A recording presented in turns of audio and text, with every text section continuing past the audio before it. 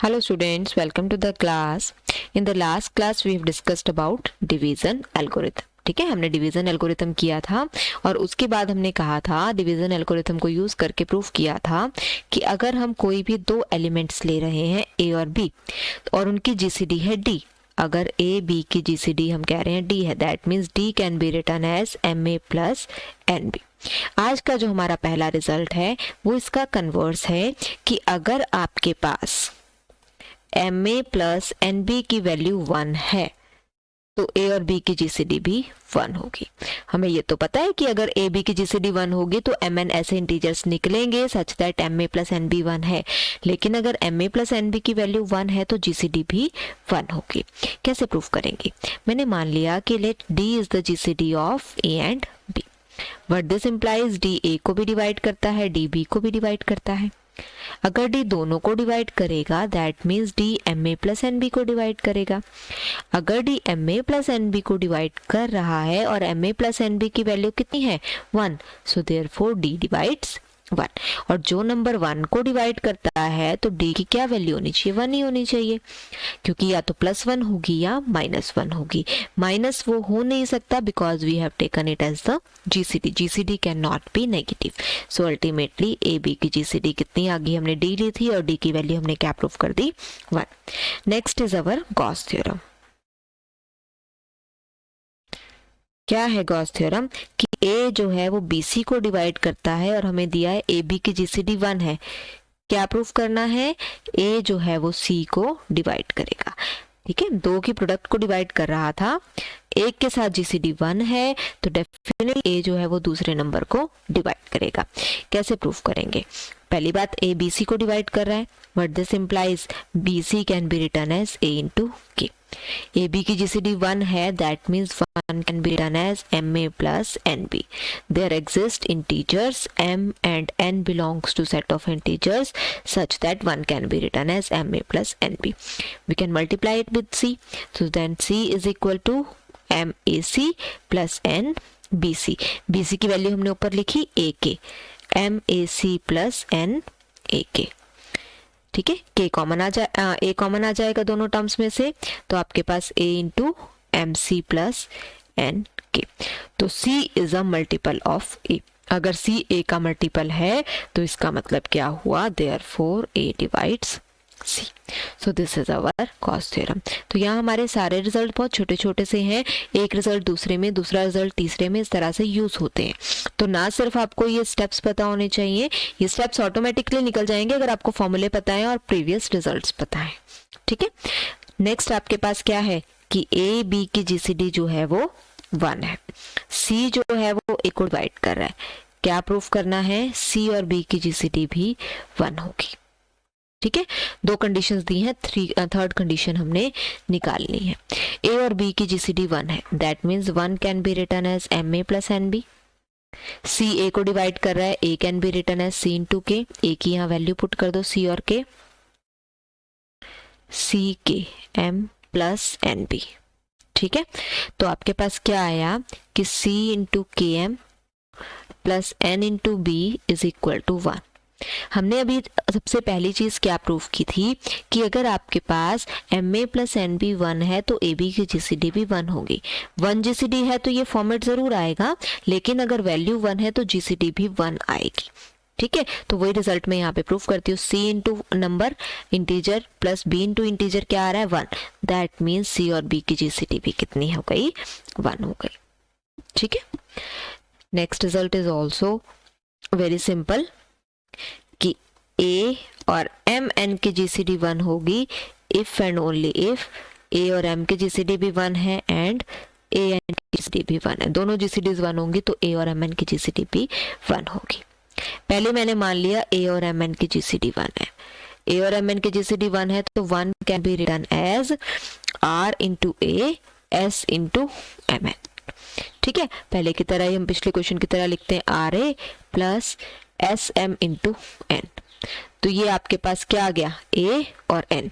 इधर कितना है? 1, तो a और n की जीसीडी कितनी आ गई? 1। ठीक है, ऐसे ही इसको मैं लिख देती हूँ R A plus S N into M, integers हैं, कोई भी नंबर आप पहले कोई भी बाद में लिख सकते हो। दिस इज ऑल्सो 1, ये 1 होने से क्या आ गया, ए और एम की जीसीडी 1 आ गई, इधर एन है इधर एम है। ठीक है, अब सेकेंड पार्ट करते हैं। सेकेंड पार्ट में क्या है, कन्वर्सली लेट ए एम की जीसीडी भी 1 है और ए एन की जीसीडी भी 1 है। इसका मतलब 1 can be written as R A plus S M, 1 can be written as X A plus Y N. ठीक है, अब इसके लिए हम क्या करेंगे, इसको हम लिखते हैं 1 लगा देते हैं, कहीं एक मल्टीप्लाई कर देते हैं किसी एक में, तो 1 can be written as R A plus S M into 1 लिख सकते हो। आप किसी भी नंबर को 1 मल्टीप्लाई कर सकते हो, वो मैंने ए वाले के साथ नहीं करना है, एम वाले के साथ करना है। चाहे आप यहाँ एम के साथ कर लो, चाहे यहाँ एन के साथ कर लो, क्योंकि मुझे नंबर क्या लेना है, एम इंटू एन लेना है। So R A plus S M, 1 की दूसरी वाली वैल्यू यहाँ पुट कर देते हैं, x A plus Y N. ठीक है, तो ये आपके पास क्या बन गया, यहाँ पे बनाओ, इसको इकट्ठा करो। ए वाली टर्म्स में क्या आ गया, r plus S m x into a plus s y into m n, यही आ गया। ए वाली ये टर्म्स थी r s m x into a, और एम एन वाली ये टर्म थी s y into m n. इधर कितना आ रहा है, 1 आ रहा है, तो some number into a plus some number into m n, this is 1। That means a और एम एन की जीसीडी कितनी आ गई, 1 आ गई। ठीक है, जो हमने आज फर्स्ट रिजल्ट प्रूफ किया, सारे के सारे रिजल्ट्स हमारे उसी पर बेस्ड आ रहे हैं। नेक्स्ट रिजल्ट भी हमारा बहुत सिंपल छोटा सा रिजल्ट है। What it says, A divide C and B divide C, A B की जीसीडी जो है वो 1 है, तो प्रोडक्ट ए बी भी सी को डिवाइड करेगा। ए सी को डिवाइड कर रहा है, c can be written as a k, b c को डिवाइड कर रहा है, c can be written as b r. A B की जीसीडी 1 है, तो 1 can be written as M A plus N b. ठीक है, तो मैं क्या करती हूँ, मेरे को सी की वैल्यू पता है ए और बी की फॉर्म में, तो मैं यहाँ पे दोनों साइड सी से मल्टीप्लाई कर देती हूँ। C can be m a c plus N B c. ठीक है, तो यहाँ पर जो ए की वैल्यू है, मैं बी सी की वैल्यू है वो बी वाली पुट कर देते हैं, बी में ए वाली पुट कर देते हैं, एम ए, सी की वैल्यू आ गई बी आर। ठीक है, एन बी, सी की वैल्यू आ गई ए के। तो ए बी मुझे कॉमन लेना है, तो पहले में क्या आ गया, एम आर, दूसरे में आ गया एन के इज इनटू ए बी। ठीक है, और दूसरी साइड कितना है, सी है, तो c is a multiple of A b, और सी अगर ए बी का मल्टीपल है, that means a into b divides c. ठीक है, अब next result is a B की जीसीडी अगर डी होगी, तो आपके पास a बाय डी और b बाय डी की जीसीडी 1 होगी। ये हमने अपने लास्ट लेक्चर में इसको यूज भी किया था, कि मैंने कहा था अगर a b की जीसीडी d है, that means a can be written as dk1 और b can be written as dk2, then k1 k2 GCD is 1। Use किया था हमने अपने एग्जाम्पल्स में, अपने क्वेश्चंस में। तो ये k1 क्या है, a बाय डी, k2 क्या है, b by D, a by D और b बाय डी की जीसीडी कितनी है, 1 होती है। ठीक है, ये आज हम प्रूफ करने वाले हैं। तो हमने क्या किया, ए बी की जीसीडी डी थी, हमने इसकी जीसीडी 1 प्रूफ करनी है, तो इसकी जीसीडी को मैंने मान लिया, let a by d comma b by D की जीसीडी कितनी है, क्यू है। ठीक है, तो क्यू जो है आपके पास, q divides a by d and q divides b by d. D से मल्टीप्लाई दोनों साइड कर दो, d q divides a and d q divides b. D q जो है वो ए को भी डिवाइड कर रहा है, बी को भी, that means D Q is a divisor of A and B. ये ए और बी का डिवाइजर हो गया, बट आपके पास d is the GCD, greatest divisor. A and b का ग्रेटेस्ट डिवाइजर डी था, डी क्यू कोई डिवाइजर है, दैट मीन्स कोई डिवाइजर डी को डिवाइड करेगा, that means D q divides d by the definition of GCD.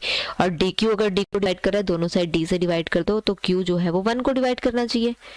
Q 1 को divide करेगा तो क्यू की वैल्यू क्या आ जाएगी, क्यू इज इक्वल टू +1, क्योंकि हमने इसे जीसीडी लिया था, -1 हम ले नहीं सकते। जो नंबर 1 को डिवाइड करता है वो या तो +1 होता है या -1 होता है। ठीक है, तो इनकी जीसीडी कितनी आ गई, जो हम नेक्स्ट प्रूव करने वाले हैं वो हमने लास्ट लेक्चर में भी यूज किया था. That is one of the important result. Product of A B is same as product their LCM and their GCD. ठीक है, ये हमने प्रूव किया था. हमें जीसीडी निकालनी आती है. एलसीएम निकालने के लिए हम क्या करते हैं, नंबर्स की प्रोडक्ट को जीसीडी से डिवाइड कर देते हैं, हमारा एलसीएम निकल आता है. तो हम इसको स्टार्ट करते हैं प्रूफ को कि लेट ए और बी की जीसीडी में मान ली सपोज क्यू अब डी है. जीसीडी को हम डी से डिनोट करते हैं. Suppose d is the GCD. That means d divides a and d divides b. अगर डी और ए और बी को डिवाइड करता है, ए can be written as d a one, b can be written as d b one. ठीक है, ये मैंने इसकी वैल्यूज लिख दी. अब यहाँ से आगे कैसे प्रोसीड करना है, हमें समझ कैसे आएगा हमने आगे क्या करना है. और एक और खास बात यहाँ पे, अभी मैंने ऊपर प्रूफ करा कि A1 और B1 की जीसीडी 1 होनी चाहिए. अब यहाँ पे देखो वैल्यूज पुट करो. A की वैल्यू मैंने लिखी DA1, B की लिखी DB2, DB1 is equal to LCM है AB, जीसीडी है D. डी ए कैंसिल हो जाएगा, तो मुझे इसका मतलब प्रूफ करना है कि जो एलसीएम है दैट इज DA1 B1. ठीक है, इसको मुझे एलसीएम बनाना है. तो अब यहाँ पे नंबर आ रहा है DA1. DA1 है, मैं इसे B1 से मल्टीप्लाई कर देती हूँ. तो A जो है इस नंबर को डिवाइड कर गया. That means A divides DA1 B1. ऐसे ही यहाँ पे DB1 है, मैं A1 से मल्टीप्लाई कर देती हूँ. तो ये DA1 B1 क्या है, B का मल्टीपल, तो इसका मतलब B डिवाइड्स DA1 B1. तो ये दोनों इसको डिवाइड तो कर गए, ये मल्टीपल तो हो गया. अब मुझे बनाना है इसे लीस्ट कॉमन मल्टीपल. लीस्ट के लिए पहले मैं कोई और मल्टीपल लेती हूँ. Let A divide C and B divide C. That means C can be written as AC1 and C can be written as BC2. इसको इस तरह से लिखना पड़ेगा क्योंकि डिवाइड कर रहे हैं, तो ये इस फॉर्म में लिखे जाएंगे. अब यहाँ पर अगर मैं इस फॉर्म में लिख रही हूँ तो ये AC1 और BC2 जो है वो इक्वल हो गए क्योंकि दोनों वैल्यू C की थी. A की वैल्यू मैं यहाँ से ऊपर से पुट करती हूँ. A की वैल्यू थी DA1, C1 is equal to BC2. ठीक है, तो यहां से आपके पास क्या आया, B की वैल्यू क्या थी, B की वैल्यू थी DB1, वो भी पुट कर देते हैं. B की वैल्यू भी मैंने लिख दी DB1. तो D दोनों साइड से कैंसिल हो गया. D दोनों साइड से कैंसिल हुआ तो क्या आया, A1 C1 is equal to B1 C2. ठीक है, तो यहां से हम क्या करते हैं, एक बार मैं लिखती हूँ कि B1 C2 जो नंबर है ये A1 का मल्टीपल है. A1 इसको डिवाइड कर रहा है, A1 इसको डिवाइड कर रहा है, और A1 जो है वो B1 को तो कर नहीं सकता क्योंकि उसके साथ GCD 1 है. So that means A1 divide C2. ये भी मैंने ऊपर प्रूफ किया. उसी तरीके से एक बार मैं लिखती हूँ कि A1 C1 को B1 डिवाइड करता है. B1 divides A1 into C1. और A1 B1 की GCD कितनी है, 1 है. ये हम ऊपर लिख के आए हैं, तो इसका मतलब B1 जो है वो C1 को डिवाइड करता है. तो A1 जो है वो C2 को डिवाइड करता है और B1 जो है वो C1 को डिवाइड करता है. ये वैल्यूज यहाँ पे पुट कर दो. मैंने लिखा C2 can be written as A1 की. ठीक है, C1 can be written as B1 into R लगा दिया सपोज. ये वैल्यूज यहाँ पे पुट करो. C is equal to A की वैल्यू क्या थी, DA1. ठीक है, C1 और C1 की वैल्यू मैंने लिखी है B1R. ठीक है, अब यहाँ पे वैल्यू पुट करो. C1 सॉरी किसी एक में पुट करनी थी, मैंने सपोज यहाँ पे पुट कर दी. तो यहाँ से क्या आ गया, यहाँ से आया C इज DA1 B1 का मल्टीपल है. That means DA1 B1 divides C. ठीक है, यही प्रूफ करना था. A1 B1 D C को डिवाइड करता है. तो ये जो था ये मल्टीपल था. DA1 B1 is least common multiple of A and B. पहले मैंने प्रूफ किया था कि ये मल्टीपल है, फिर मैंने C कोई और मल्टीपल लिया तो ये नंबर C को डिवाइड कर गया. इसका मतलब ये क्या हो गया, लीस्ट कॉमन मल्टीपल. तो इसका मतलब कंडीशन क्या आई, देयरफॉर आपके पास एलसीएम इनटू अगर मैं जीसीडी निकालूं तो क्या आ रही है, एलसीएम था DA1 B1, जीसीडी थी D, तो मैं इसको लिख सकती हूँ DA1 into DB1. DA1 was A, DB1 was B. तो आ गया product of numbers is same as product of LCM and GCD. ये रिजल्ट हमने प्रूफ करना था. Rest we will do in the next lecture. Thank you.